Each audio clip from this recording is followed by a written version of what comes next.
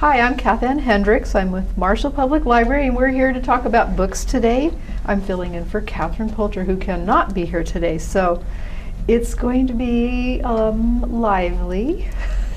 And we're going to start out today hearing from our reference librarian, one of them, Trent. Would you like to start talking about books today? Sure. Or anything else? Talking about books. Don't ask me to talk about anything else. That's a Pandora's box there. First of all, I'd like to talk about this little unassuming looking book. This is the play Pocatello by Samuel D. Hunter, published by Samuel French. This play was recently on in New York. I believe it was off Broadway. Samuel D. Hunter is actually an Idaho native. He was born and raised in Moscow, and he has written plays that deal mostly with isolation in smaller urban or larger rural environments in America, and Pocatello is no exception. This play deals with the manager of a fictional Italian restaurant in the little town of Pocatello, Idaho, and talks about his desperate need for connection with other people. Now, this play hasn't been produced yet in Pocatello. It just barely got done with its run in New York, but the rights are available. There are theatrical agencies in Pocatello, groups in Pocatello that are currently looking it over. I've read through the play, and there are a few details that he gets wrong on purpose, I believe, to try and make it a little more relatable to other towns, but the details that he's got wrong on purpose could easily be changed. Anyway, if anybody watching the show has watched Grey's Anatomy, when this play went up in New York, the guy who played the main character was the one who played George O'Malley. T.R. Knight, I believe is his name. And so he got really good reviews. The play got mostly good reviews. But anyway, we have one copy in the Idaho Archives, and we've also got one copy in the 800s. So I would encourage those who are interested in Pocatello and theater to come to the library and check out this play and give it a read. It's a really quick read. You're just reading through the lines. But yeah, we might even have a discussion about it. Oh, great. Yeah. And I think we're to Becky. I forgot to introduce everybody, so maybe I'll do that now that we've already gotten started. Again, I'm Kathann Hendricks. I'm the young adult librarian, and I am filling in as the MC. What are my facilitators? Master of Somebody, ceremonies. host, the hostess today. And you just heard from Trent, who is our reference librarian. I am a reference librarian. I'm in the Idaho Archives, and I'm part of our collection development team. Yes, there you go. And next to him is Becky Hadley, who is supervisor in the circulation area. Circulation lead librarian. And a reader's advisor for the adult collection and really pretty much everything on the main floor, which is all of our fiction collection. And next to her is Becca Hyde, who is our early childhood librarian. And next to her is John Bickelhaupt. John, what is your area of expertise? I am a reference librarian, and I know how to use search utilities on the computer very effectively. And I bet he has lots of other talents too that he's not owning up to. So, And you have a book group too. Oh yeah, I have a book group. Yeah. We're reading The Emerald Mile right now. It's a very good book. that was on the river, the Colorado River. Colorado yeah. River. Very good.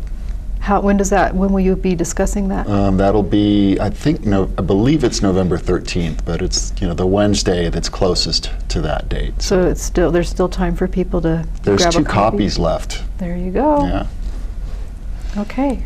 And so now that I've introduced everybody, let's go back to our round with Becky. All right. So I've got a book. It's called Followed by Frost by Charlie Holmberg.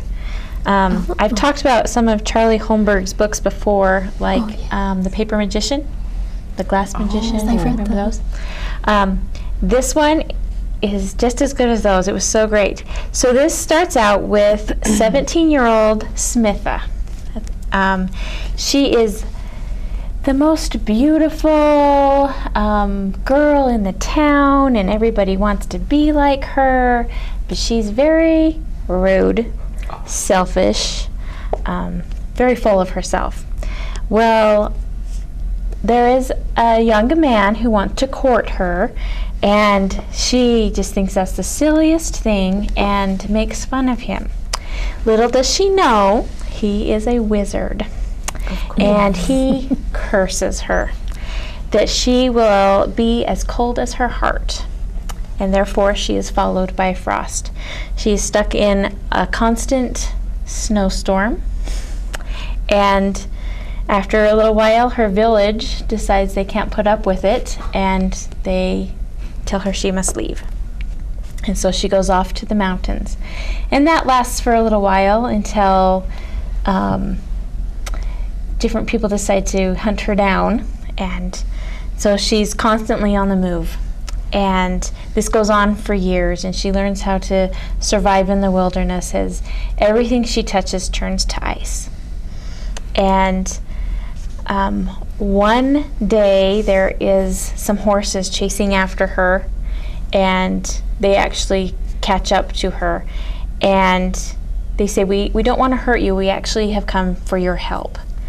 And so she listens to what they have to say, and one of them is a prince from the Southlands.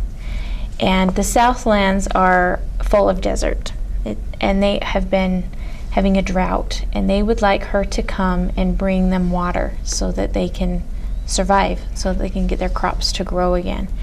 And so she agrees, and she's surprised to find that along the way she makes friends. And a desert is a perfect place for somebody who's constantly cold to hang out. Another interesting twist to the story is the only really companionship she seems to have is with Death himself. He comes and visits her often, because unlike normal people, she can actually see him and have a conversation with him, and he is just as cold as she is. So when she reaches out to touch him, she doesn't freeze him. And as she starts to have friends, he visits her less and less. And there's a few different ways how she finally figures out how maybe she can turn things around and perhaps break the curse of being as cold as her heart, because maybe her heart isn't so cold after all. So this is a really great book. It can be found in the adult fiction section under Holmberg. How exciting. Awesome. Yeah. That's a good book talk. Yeah. Becca, what liked have it. you brought with you today? You look like you've brought many. I brought Thank quite goodness. a few things. So I work with story times, and I also get to take tours of first grade visits that have been going on throughout the month of October. And we usually read them several stories as the classes come and visit us. And hopefully they get a new library card and feel excited about reading. So I thought I would just share, if you would like some great books that get you excited about reading, or kids who may be hesitant to read, here are 3 books that I would suggest that you try. The first one is The Little Old Man Who Could Not Read by Irma Simonton Black, and pictures by Seymour Fleischman. This book was originally published in 1968 and was recently re-released, and color was added, and it's a lovely story of this funny man who he chooses not to read, but his wife goes away and he needs to fend for himself. So at the grocery store, he's looking for what looks like the typical foods he eats, and of course he gets them wrong.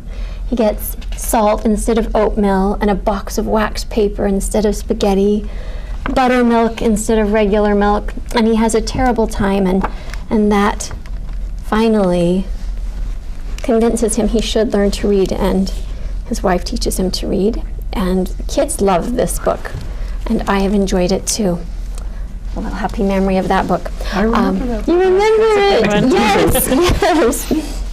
here's a book that combines the love of knitting with the love of reading.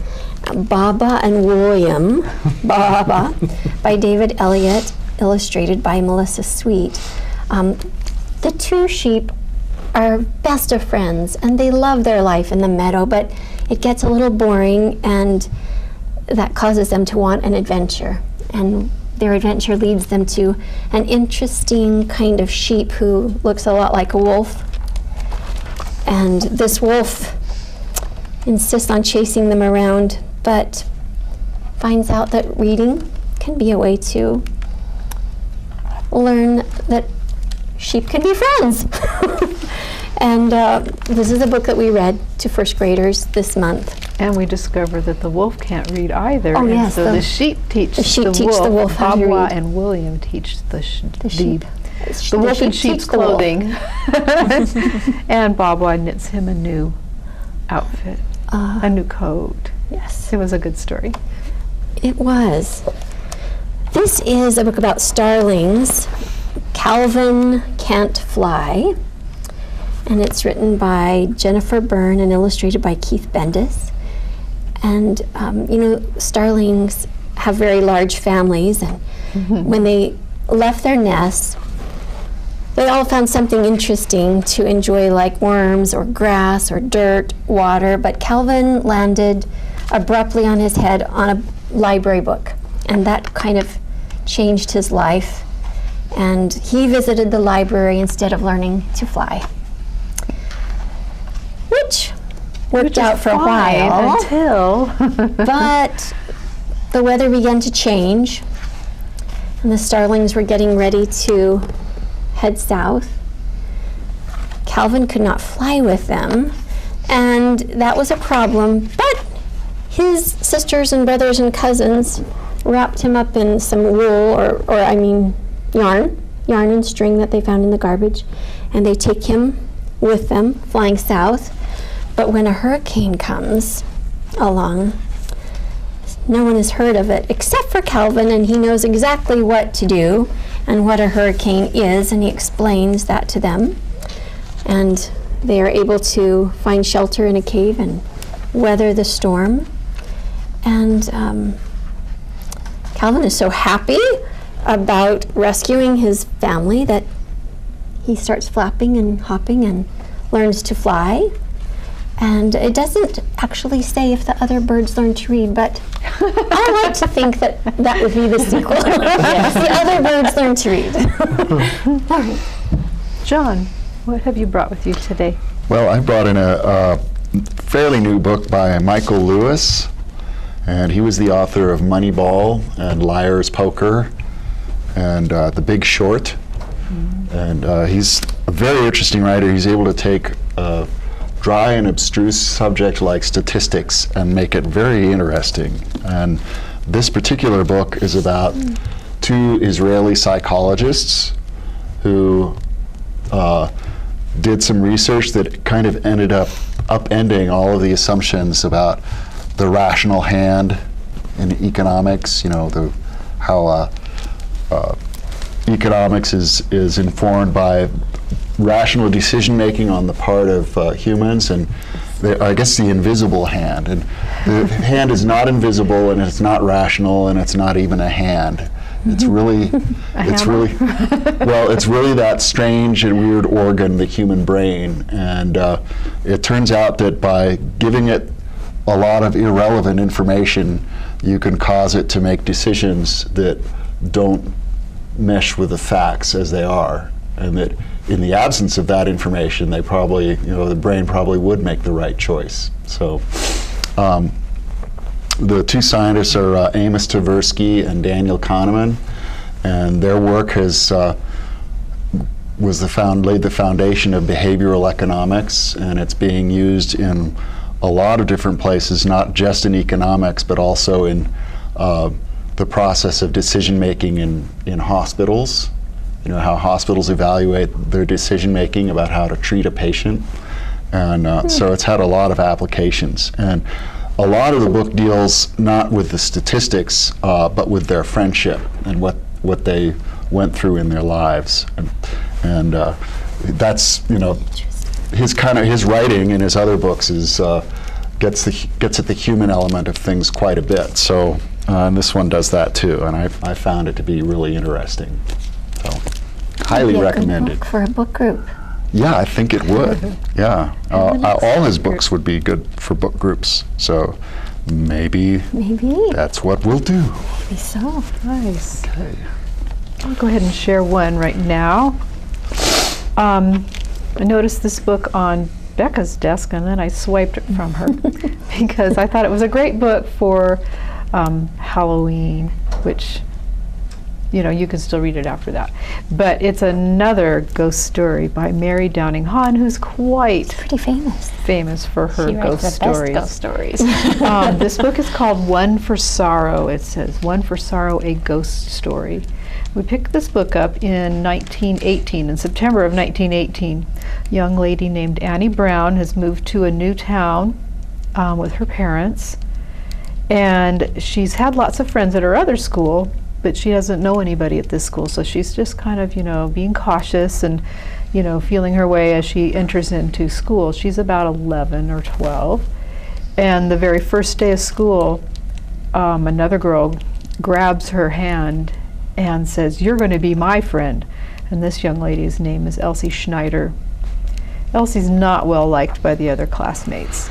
She's a larger girl, German descent, you know, comes from a very poor background, and is a liar, a thief, is rude, and nobody likes her. And they pick on her because of it.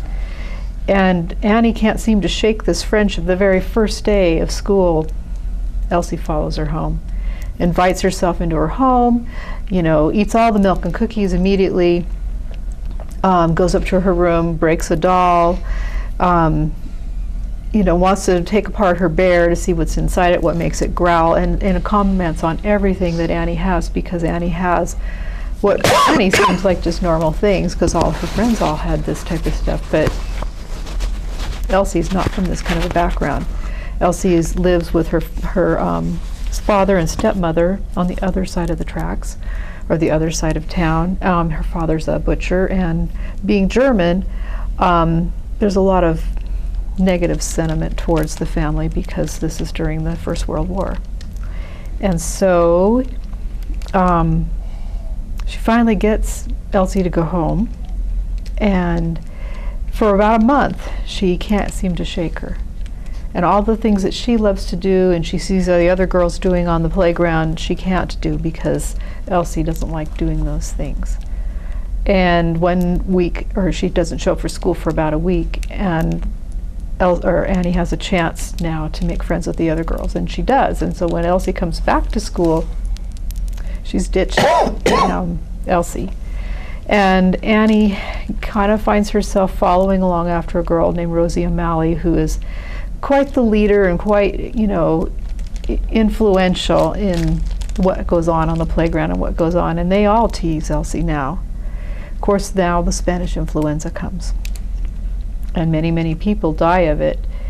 And Elsie ends up dying of it right after the girls find her in a park by herself with a mask on her face to protect her from getting sick. And they steal the mask from her, and they tease her and torment her, and she runs off home, and then she ends up with influenza and dies. But that is not the end of Elsie. Elsie is determined to get her revenge. And very, they had a little ditty that they said, "I had a little bird and its name was Enza. I opened the window and in flew Enza." Get it? Influenza. Yep. Got it. Okay. So it's about how people treat one another, how sometimes we follow after people who aren't the best influence, and maybe do things that, you know, we don't think are right. In this story, Annie doesn't quite agree with everything that Rosie does. She really doesn't. She's not that type of a person, but because she wants to retain that friendship, she'll do anything to do that. And also about Elsie and why she is the kind of person she is, and, you know, what's wrong with her, why is she so sad. So it has an interesting ending, but it does make you think also along the way about how we treat one another and how even when we don't intend to be a bully or be mean, sometimes we can get drawn into things that we wouldn't normally expect to be drawn into. So it's a very, very good story. It is a ghost story, especially when Elsie is coming back and haunting certain people. So that's my push for the week. A little history there too. Right. I like it. It's very appropriate for Halloween. Yes, that's what I thought. Well, speaking of Halloween, 500 years ago on Halloween, a very stubborn German monk named Martin Luther nailed a document to the doors of a church in Wittenberg, Germany, and thus began a movement that changed the face of the Western world. And this book, Martin Luther, Renegade and Prophet by Lyndall Roper, is a new biography about Martin Luther. Ms. Roper is the first woman to hold the prestigious Regius Chair at Oxford University. She is one of the most respected scholars of early modern history on both sides of the Atlantic. She's won lots of prizes. So the lady who wrote this book, she knows her stuff. And this is not just about Luther's life as a monk. Ms. Roper, she tries to get at the heart of who Martin Luther was as a person. In finding out about this book, I didn't know that Martin Luther had gotten married to an ex-nun. I had no idea that he encouraged the aristocracy to oppress peasants that were uprising. So there were a lot of contradictions when it came to Martin Luther, who he was as a man, who he was as a religious leader. But this book is at the library. It's in the 200s. If you want to know more about the world that we live in and why it is the way that it is, investigating Martin Luther and finding out who he was, probably a good place to start. And in tandem with that, we also, in the 200s, got recently in a book called Protestants, The Faith That Made the Modern World by Alec Ryrie. Alec was born in London, grew up in Washington, D.C., graduated from Cambridge University. He's a minister and also a history guy. He's gotten degrees in both. And so he talks about the changes that have been made in the world because of the Protestant movement. And so, given that we're at the 500th anniversary of this is probably an interesting subject to delve into. And we've got material at the library for you to do so. So come on in and check it out. Very good. Okay, I didn't bring a Halloween book. I brought a Christmas book. Thanks, John. Obligatory side. Okay, so this book is called The 13th Day of Christmas by Jason F. Wright. It's one of the newer books that he has put out. You might recognize his name from the Christmas Jars. I don't know if you remember that book. Yeah. So this caught my eye because, we're all familiar with the 12 days of Christmas, and this one said the 13th day of Christmas. But it's not just a Christmas story. It is a book about friendship. There is two girls. One happens to be 80 years old, little widow, and the other one is a 9-year-old. And they have both been diagnosed with cancer, and they happen to be neighbors. And it's how they get through the holiday season together. And it starts out with a letter to Charlie, which is the little 9-year-old. And I just want to read part of this letter to you. It says, we're a family of traveling elves, very unusual elves, and we've got a story to tell you about the popular song, The 12 Days of Christmas. We are sure you know the song, but did you know that we wrote it? It's true, there are many theories about the song's orientation, but we know the truth because our family wrote every word. Unfortunately, some of the verses have been misunderstood or translated incorrectly. So this year, finally, we shall clear up a few things. Are you curious yet, Charlie? There's more. We can't wait to reveal to you the lost 13th day of Christmas. It's a mysterious 13th verse that has remained a secret until now. And every day of Christmas goes through, and they have funny little things that they go through. So I thought I'd read to you the second day of Christmas. So all these letters are to Charlie from the elves. And so they're telling them this embarrassing story about the second day of Christmas. We wrote this verse a long time ago on a family journey to New Guinea, where we knew we would find the greatest variety of doves.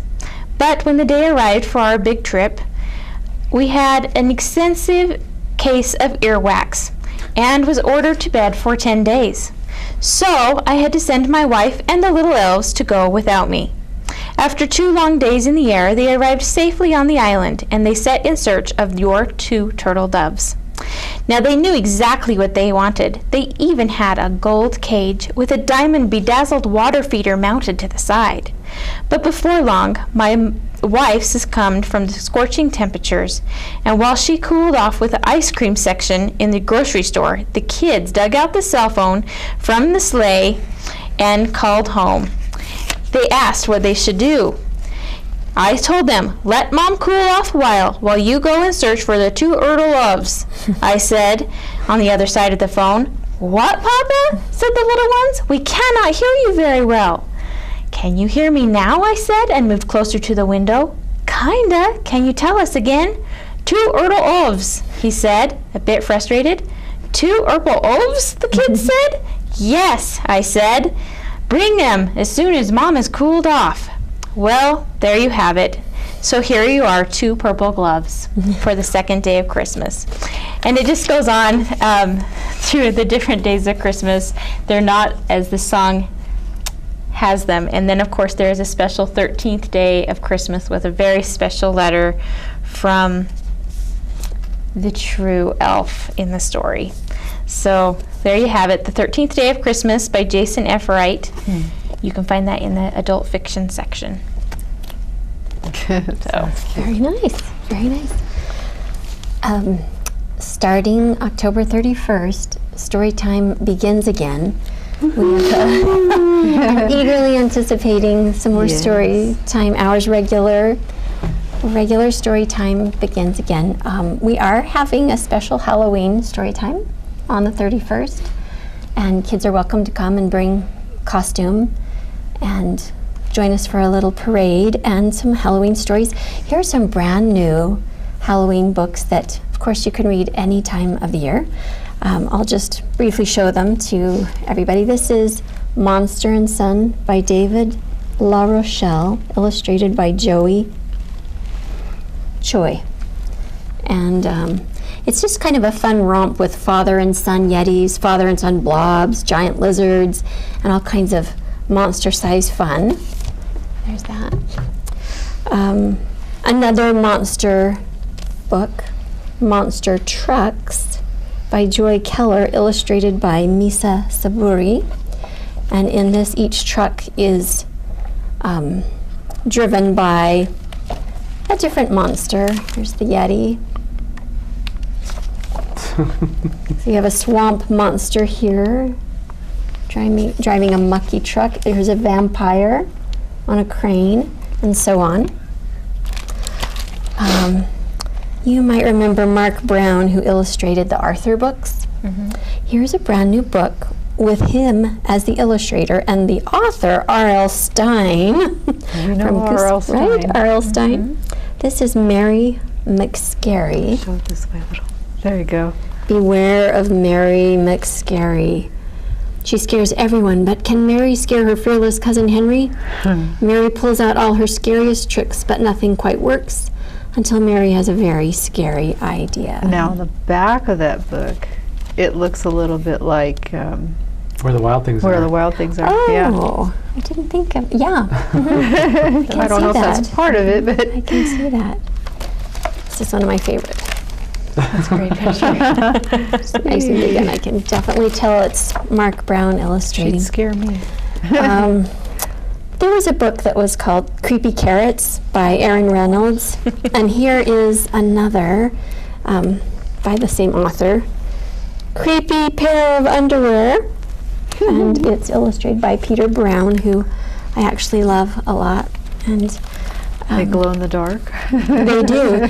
The the rabbit in the story, cannot get rid of the creepy pair of underwear. He tries everything. He loved them at first, but they wouldn't stop glowing, and it scared him at night. And he tried many different tactics. Nothing worked, but finally he found a way to make peace with that creepy pair of underwear. I might just mention one thing from the audiobook collection.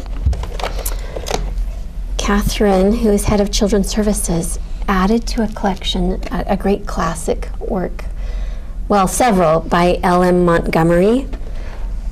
Have you guys seen the new PBS Anne with an E? Have you seen that? I know it exists. I haven't watched it yet. I think there's another sort of rediscovering of Anne of Green Gables by Ellen Montgomery. And so we added to the collection a new set of audiobooks. Here is Anne of the Island. Here is Anne of Avonlea.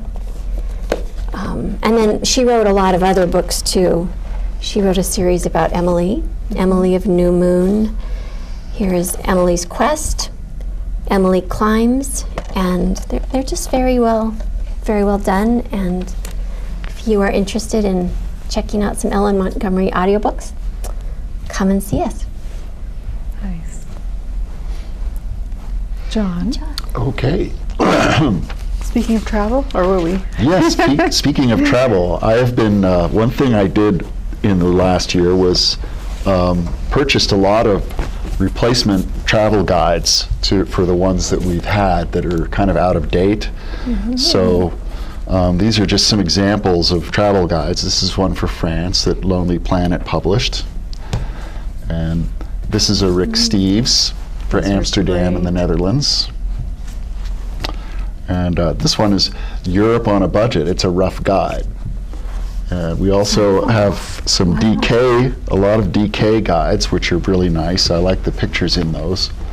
And just to give you an idea of how many we've purchased recently, we've got them for Europe, Britain, England, Germany, Vienna, Czech Republic, France, Italy, the Italian Riviera, I'd like to go there, Florence and Tuscany, Andalusia, Brussels, Switzerland, Greece, Athens, the Greek islands, Japan, Bhutan, Myanmar, Vietnam, Bali, and Canada. Those are all books that have been published in the last year. Wow. And I've also purchased, there were a number of books that I got that I wasn't able to find anything published in the last year, so I had to go 1 or 2 years back on those. And they're in the New to Us display, reference display bookcase. And those are Thailand, Crete, Portugal, Georgia, Armenia, and Azerbaijan, Spain, Munich, Jordan, and Germany and China, and Madrid. So, and Backroads of Great Britain. So those are all new titles. And if you're interested in traveling or even just doing some armchair traveling, there are a lot of new books with which to do that. So, good. So I just wanted to kind of highlight that. Cool. They look really nice. Okay, I think I'm going to share this one. They tell me I didn't talk about this last time, so if I did, then you get a double duty on it. Then they told me I've been talking about it for the last 3 months, but no. The book is called A Gentleman in Moscow by Amor Towles, or Amor, I don't know how you say his name actually. He also wrote Rules of Civility. So if anybody's read that, this is another book by him. I read this with my book group last month, and so I'll try to remember what we were talking about.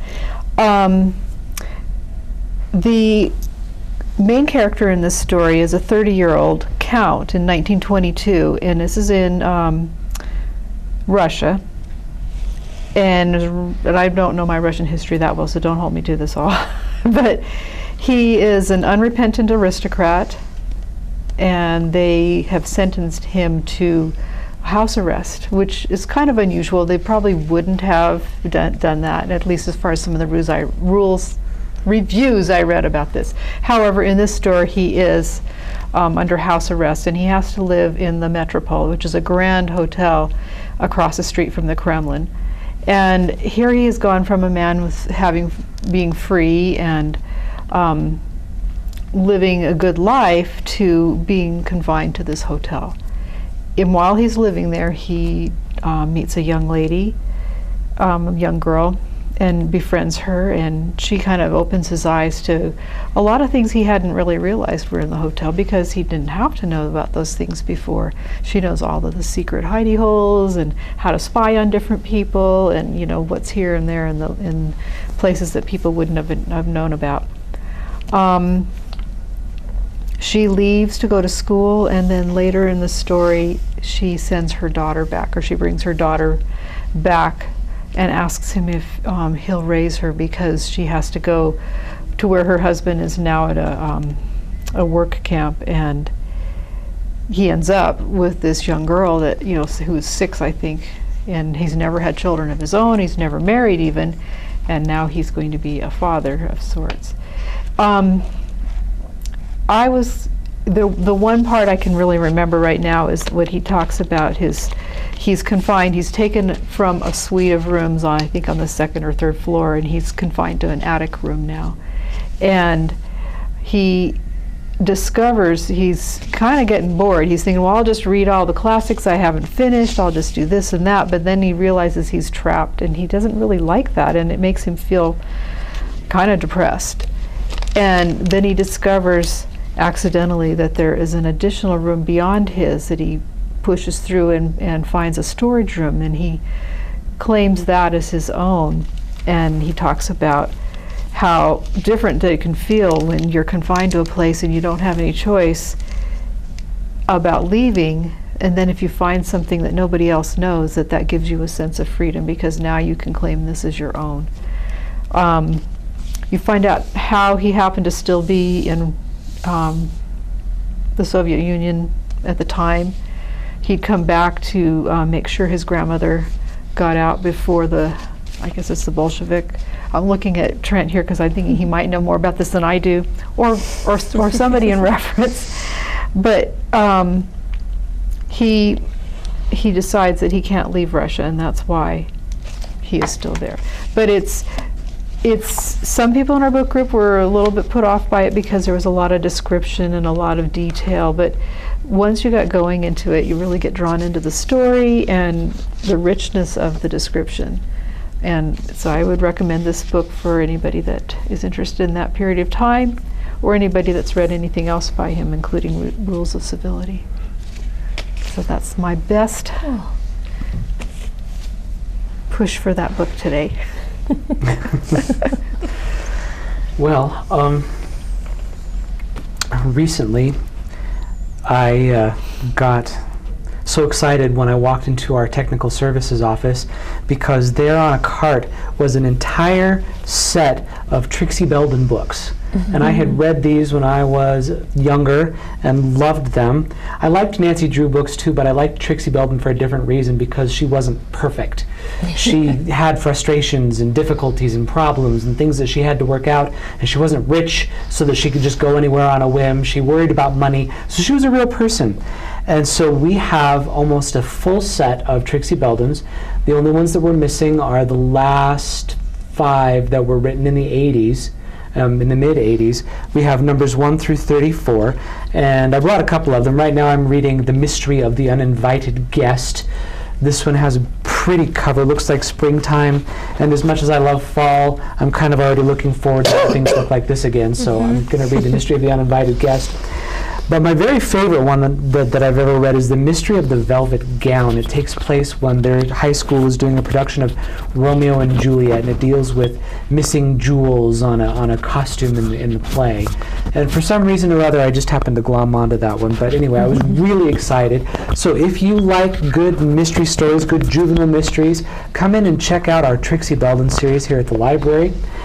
And then one other book that I brought that I don't think it relates to Trixie Belvin at all, except for, it relates to soap operas, and soap operas relate to mysteries. I don't know. This is a book called I'll Be Damned by Eric Braeden. Now, if you don't know who Eric Braeden is, Eric Braeden has played Victor Newman on The Young and the Restless for the last 25 or 30 years, and he's just come out with this memoir. And we've got it both in print and we've got it in audio as well. What drew me into his story was a book by Larry King that I was reviewing as part of the collection. And Larry King interviewed this gentleman, and he's originally from Germany. He was born during the Second World War. And as a very young person, he came to America, and through a combination of circumstances, he was here on athletic scholarships, but he ended up in performing and acting. But it wasn't until he was a teenager that he found out what had gone on in his country when he was a child. And he has spent the rest of his life working for social justice, working to keep people aware of the things that had happened. What really struck me in his interview with Larry King, Larry King gave an account of callers who were calling and responding to him.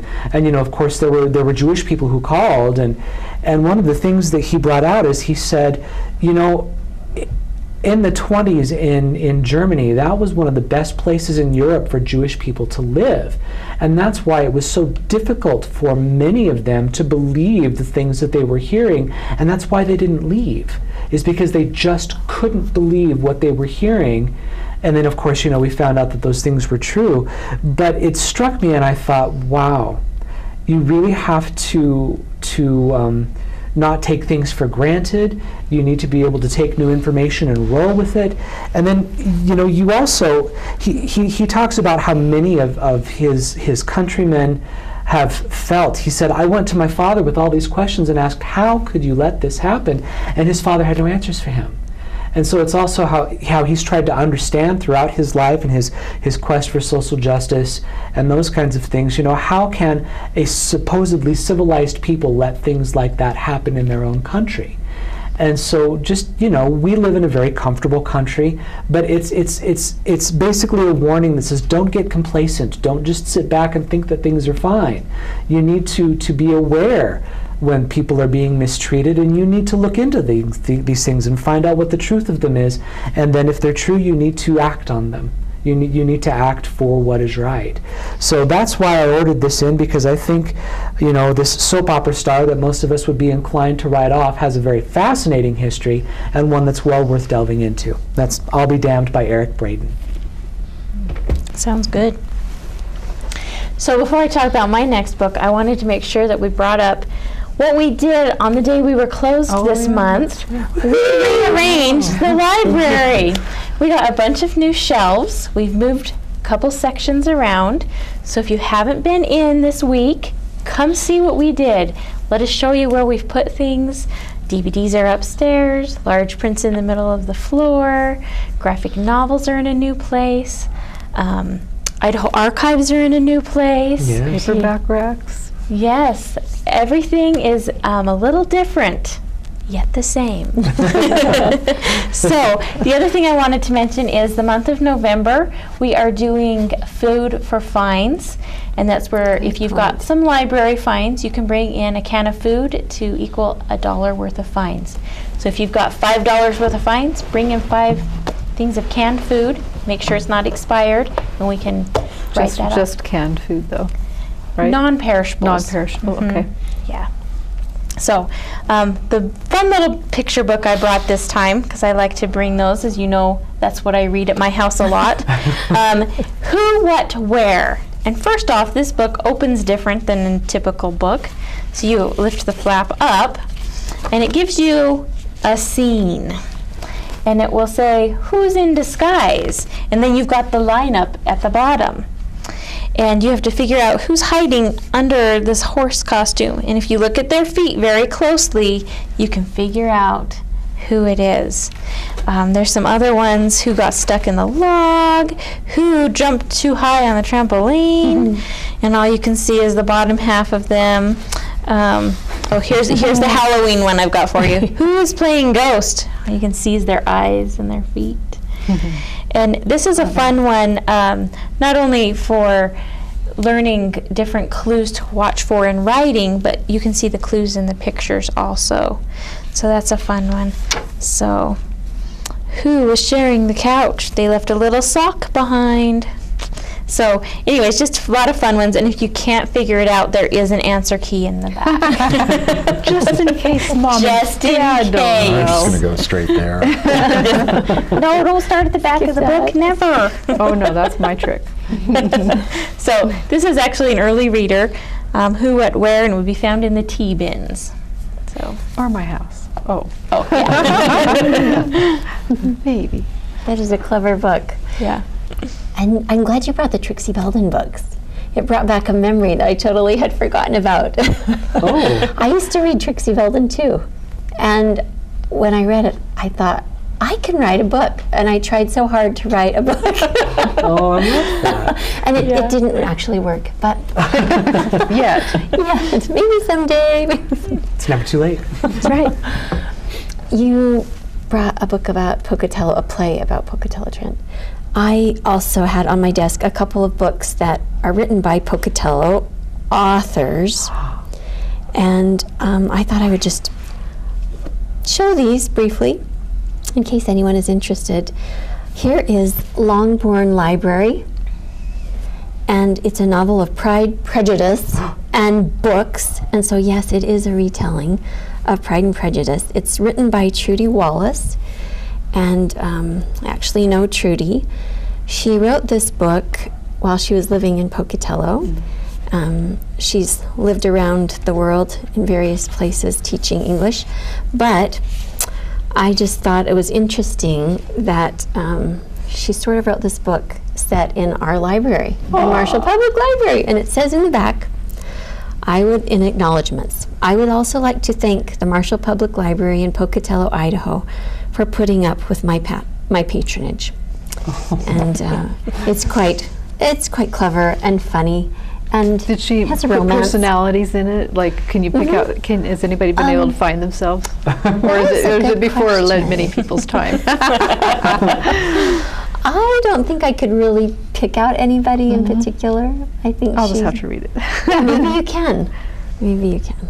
But That's awesome. very fun, very fun. Also from Pocatello, we have the author Melanie Parrish Anderson, who wrote Lessons Learned from the Starfish, A Teacher's Journey with Children of Poverty. And she has spent her whole career, or 23 years, teaching in Pocatello Public Schools. And she recently published this book. And every chapter in this book is about one child that she taught. And I will say it is kind of sad. It has sad chapters and it has happy chapters. I think anyone who has taught or been a student or works with children, I think you'll definitely appreciate this. I just say good job, Melanie, for taking that collection of memories and putting it into a book, something that is meaningful for me, because she was a teacher for my children, and I enjoyed it very much. Okay. I don't know that it's added. I'm not sure this is added to our collection, yet. but it will be. It will be, because I've seen the copies on Catherine's desk. Sweet. That's exciting. You could borrow it from me. Okay. Did we just run through all the books you had? No, I've okay. got plenty more. Go ahead for it. I thought you were at loss there for a minute. All right, this book is a companion title that goes with a PBS series that's called The American Epic, and what it's about is American music, the evolution of American music, and the impact of recording on it. And in the process of creating the series, the people involved in it, who included Jack White and who else? Robert Redford was involved, and T-Bone Burnett. T-Bone Burnett has been involved in some really good movies. He did the soundtrack for Oh Brother, Where Art Thou? Oh, yeah. And so they collected a lot of recordings from the 20s and the 30s, and they cleaned them up. They were able to remove a lot of the hiss and a lot of the artifacts that come from the recording and from the aging of the recordings, and clean them up quite a bit so that they sound fresh. But what they also did was they got recording equipment from that period of time, and they had modern artists come in and perform and record on that old recording equipment so that you could get a taste of what they sound like on that sort of equipment. So Interesting. yeah, so this is a kind of companion book to the series. I'm pretty sure we're getting the series too, if we haven't already. We will And, be. We'll be getting it. And the soundtrack as This well. is the series, the PBS series. Yeah, PBS series. And is it also called American Epic? Yeah, American Epic. So I'm really excited about this because I like a lot of that old music. So I thought I would just bring this in and point it out. So Oh, just nice. show people. Pictures. Yeah, Doesn't it's that book fun. come with CDs, John? That particular book? I don't think the book comes with CDs. I think the CDs are sold separately. Because we had, okay, so we've got another part of that series then. Excuse me, yeah. We've got the soundtrack to the series, which has the music. There we go. And I believe the soundtrack of the old music and then the soundtrack of the music that was recorded by the modern artists are sold separately. So, Yeah. so we'll have to make sure we've got both of those. But for anybody who loves music and American acoustic music and